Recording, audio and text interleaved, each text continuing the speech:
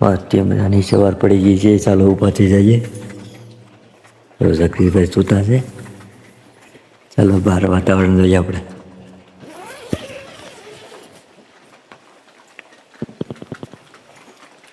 સોને ભાઈ વાતાવરણ હજી વરસાદ ચાલુ જવાય દીધો કાવારે થઈ ગયો છે. આમ તો ભાઈ અમે જાગ્યા તમારે ખાવાનું ખાઈ ગયા બધા વાંધ્યા ઠેલો ખાલી કીધો હતો ખાવાનું ઉપાડી ગયા વાંધ્યા ને અહીંયા અમારી સાયકલ પડી છે.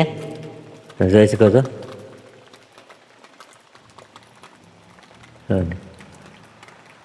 વરસાદ ચાલુ છે.